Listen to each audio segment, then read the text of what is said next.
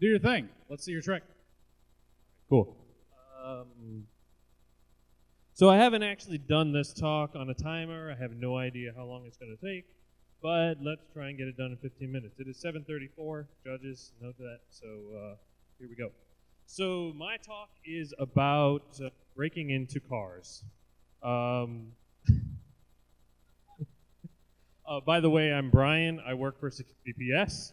If you like this kind of stuff, you may want to come talk to me later. Okay, so I'm going to do the same thing and give you an agenda. Talk about what I wanted to do, the things I knew about before, what we blah, blah, blah, blah, blah.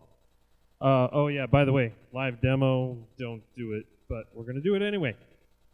Okay, so the goal here was to unlock a car by forging a radio signal. We saw Alex, very cool stuff to do replay attacks, and that's already been done. We're not talking about that. We're talking about actually breaking the signals and generating our own so we can unlock cars. It's not a man-in-the-middle attack, and I've never seen any published research done on this before. So, here you go. So, off the beginning, disclaimer, I haven't actually broken the codes entirely yet. Fair enough. Also, I will not be releasing code because there are probably going to be a lot of you really pissed off when I figure out how to get into your car and then tell everybody else how to do it. And I'm also not going to tell you which cars I did because because I don't want you breaking into my car.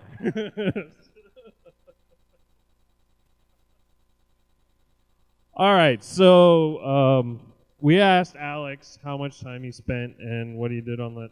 So just to give you an idea of what it takes to pull off this attack, this is the kind of stuff that I did before. I was a professional programmer, so I've done a lot of programming. Scripting is not a big deal for me, but I had no experience with RF at all. I literally started with this project doing research and figuring out what the fuck am I going to do when I download those codes. I do have some cryptanalysis background. That's a passion of mine, so I've got a little bit of that. And I did a little bit of research. I submitted the proposal to my team to work on this project in June of 2014.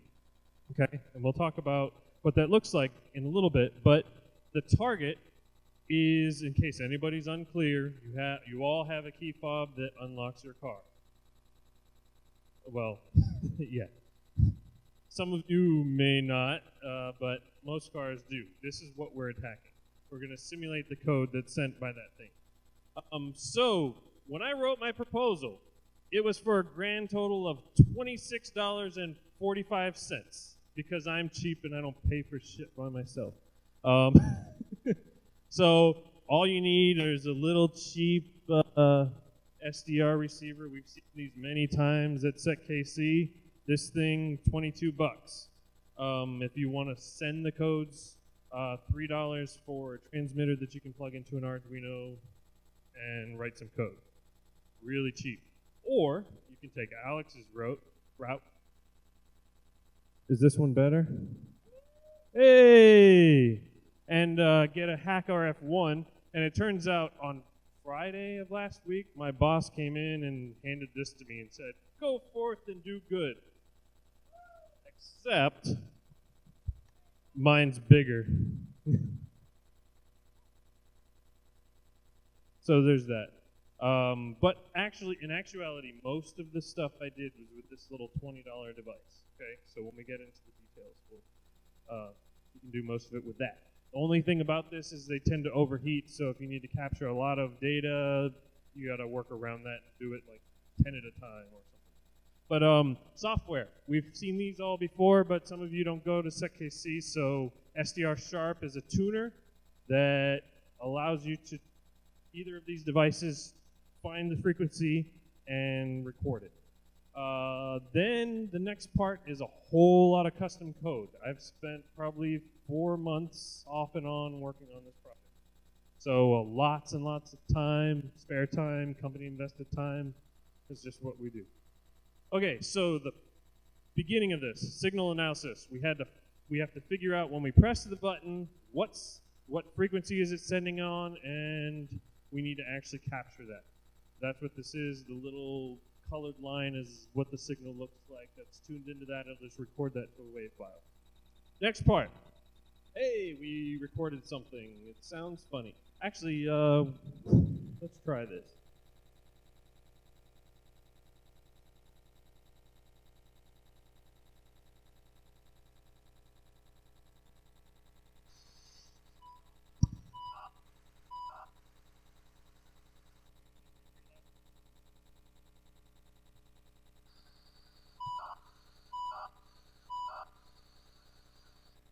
So that's what the wave file sounds like when you press the button and you record it with one of these tuners, okay?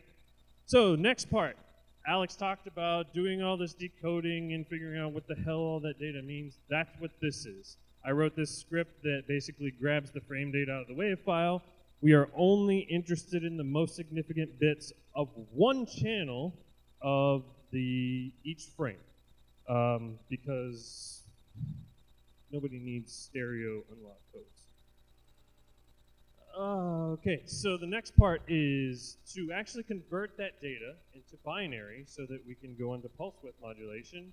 I had to identify a threshold. Now this is a matter of actually looking at the data, figuring out what the hell is going on, and going, okay, what threshold is it that defines what's a 0 versus a 1? So right here, if the value, the hex value, turned from the last slide, this one, if that hex value was greater than 32, it gets converted to a 1. Otherwise, it's a 0. Simple, binary. Next thing after that, you will see a whole bunch of series of 0s and 1s, and they happen at certain widths. This is called pulse width. So you'll send 21 1s, you'll send 19 0s, 17 1s. That's basically your 1s and 0s. It doesn't matter if it's actually a 1 or a 0, it's the number of times it occurs that defines it as a 1 or a 0. I had to also identify the threshold that defines what the pulse width defines as 0 or 1. So what I ended up was, if you see at line 3320, we have a 38. So what I did was set the threshold at 28. If it's above 28, we have a 1. If it's below that, we have a 0, and you get a long string of binary that looks like that. And the zeros that happen all in front of up to that 1 over there, it tells the receiver to wake up and say, hey, I'm about to send you a code. We're going to unlock you. Listen to what I have to say. Yeah. Each blip that you heard was one press. There were 3 blips throughout that audio file. In this case, we're looking at 2 of those, or in this case, it's just 1. The next line, these are 2 separate codes. You can see the 0s, and then it ends up in a 1, and then another long series of 0s, and ends up in a 1. Okay, and then you see all the binary that make up the code. Then all I did was convert that binary into hex values. So you end up with a 54-byte signal for each of those key presses, okay? So what do we do from here? We've already done a shit ton of work. We capture a whole bunch of them and do the same thing, okay? This file, you can see this is just from line 80 to 95. I did my analysis on about 100 samples of just sitting there going bleep, bleep, bleep, bleep, bleep, and this is what we had. So after I did that, I kind of said, well, it looks kind of random. Does it look random to you? I mean, yeah, there's, prefix is probably a serial number, but the rest of it kind of looks random. But when you look at it a little bit closer, you see that actually some of these repeat most of the fucking signal the second time. And then we have a check bit at the end that looks like it does something. We'll have to crack that eventually. But and then some other patterns that I highlighted here. There's a lot more that I found when I started analyzing these signals. But let's just say that there's a lot there. So what I did, the actual cracking. I identified a bunch of patterns. I wrote a bunch of code that used more patterns at, doing identified bigrams and quadgrams and all those kind of things that you do for stream cipher analysis. But this is a different sort of thing, so it sort of helped. But then I wrote a code that generates signals according to those patterns and compares them to the existing samples to see, how close I was getting. So here we go. Let's see what actually happened. Can we get this? That's not going to work.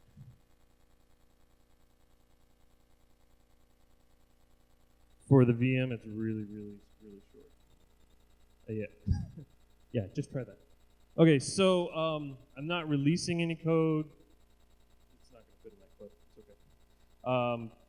You can see right here, this is PHP code. I'm a PHP dork. You can blame me later, but a lot of the other code that I wrote is in Python. So yay, Python! Yeah, but for this part, I'm more comfortable in PHP, and it is honestly a lot more powerful, so I used it for this. So you can see it just kind of pulls out of the sample codes. It trims them off for extra space because line breaks.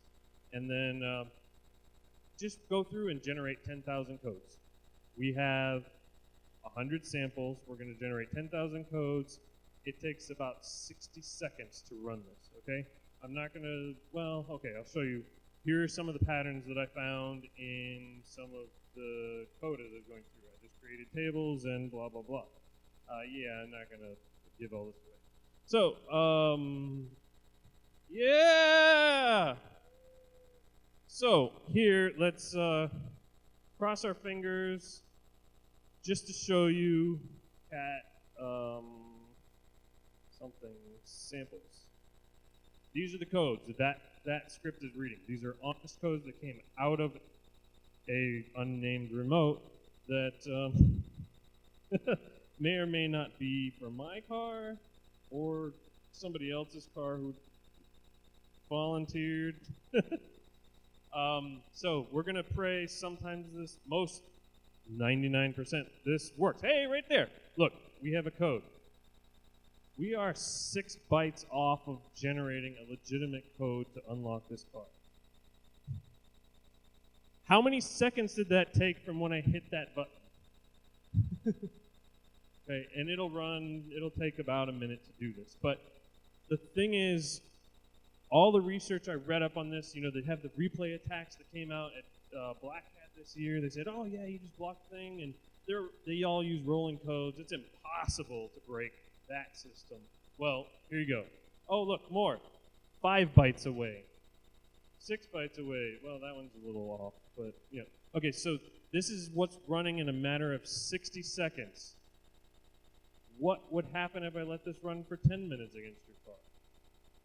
So anyway, that's where we're at. There you go, 57 seconds to run that entire thing.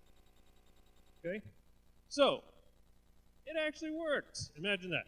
Okay, so next for me, I'm gonna keep attacking this thing. This is where I was 2 nights ago, and then I started actually working on the presentation to get here. So the next step is to find somebody who actually knows what the fuck they're doing when it comes to cracking PRFs, and this thing will be broken by the end of the week, now that we've talked about it in public. I'm gonna try and find some hardware that's not actually attached to whoever's car I'm doing this to, so that if there's any chance that there's some kind of brute force mitigation in there, that it won't brick my car. And then also collect more samples. Okay. And then the last thing, I'm done, but remote start is the next target.